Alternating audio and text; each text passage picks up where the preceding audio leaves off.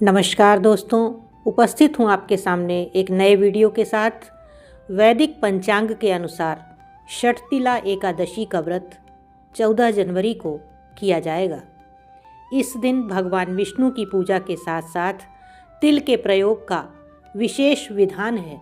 एकादशी तिथि का आरंभ 13 जनवरी मंगलवार को दोपहर में 3:18 पर होगा और 14 जनवरी को शाम में 5:52 तक एकादशी तिथि रहेगी।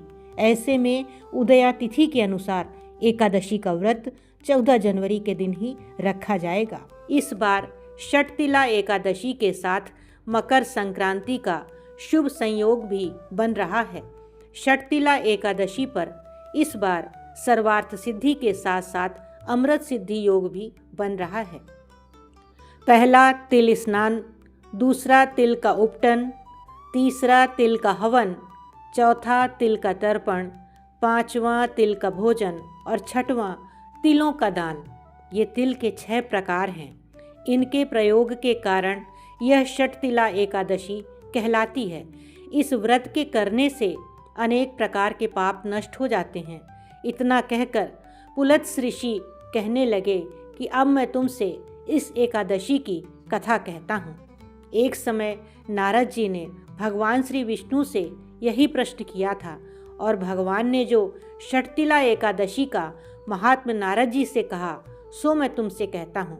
भगवान ने नारद जी से कहा कि हे नारद, मैं तुमसे सत्य घटना कहता हूँ, ध्यानपूर्वक सुनो। प्राचीन काल में मृत्युलोक में एक ब्राह्मणी रहती थी। वह सदैव व्रत किया करती थी। एक समय वह 1 मास तक व्रत करती रही। इससे उसका शरीर अत्यंत दुर्बल हो गया। यद्यपि वह अत्यंत बुद्धिमान थी, तथापि उसने कभी देवताओं या ब्राह्मणों के निमित्त अन्न या धन का दान नहीं किया था।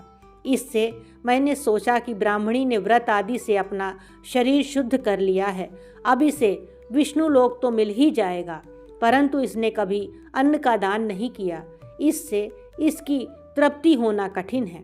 भगवान ने आगे कहा, ऐसा सोचकर मैं भिखारी के वेश में मृत्युलोक में उस ब्राह्मणी के पास गया और उससे भिक्षा मांगी। वह ब्राह्मणी बोली, महाराज किस लिए आए हो?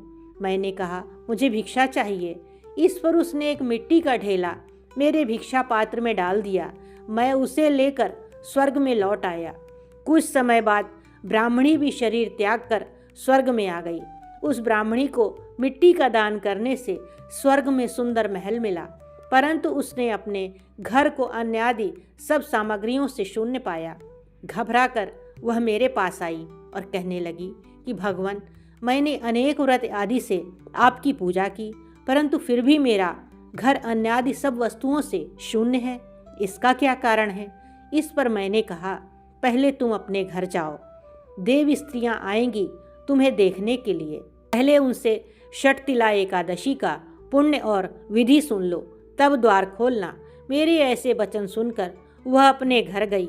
जब देव स्त्रियां आईं और द्वार खोलने को कहा तो ब्राह्मणी बोली, आप मुझे देखने आई हैं तो षटतिला एकादशी का महात्म्य मुझसे कहिए।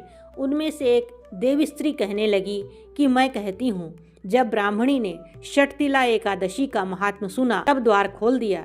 देवांगनाओं ने उसको देखा कि ना तो वह गांधर्वी है और न आसुरी है, वरन पहले जैसी मानुषी है। उस ब्राह्मणी ने उनके कथनानुसार षटतिला एकादशी का व्रत किया। इसके प्रभाव से वह सुंदर और रूपवती हो गई तथा उसका घर अन्नादि समस्त सामग्रियों से युक्त हो गया। अतः मनुष्यों को मूर्खता त्याग कर षटतिला एकादशी का व्रत और लोभ ना करके तिल आदि का दान करना चाहिए। इससे दुर्भाग्य, दरिद्रता तथा अनेक प्रकार के कष्ट दूर होकर मोक्ष की प्राप्ति होती है। बोलो श्री हरि लक्ष्मी नारायण भगवान की जय। शुभ षटतिला एकादशी।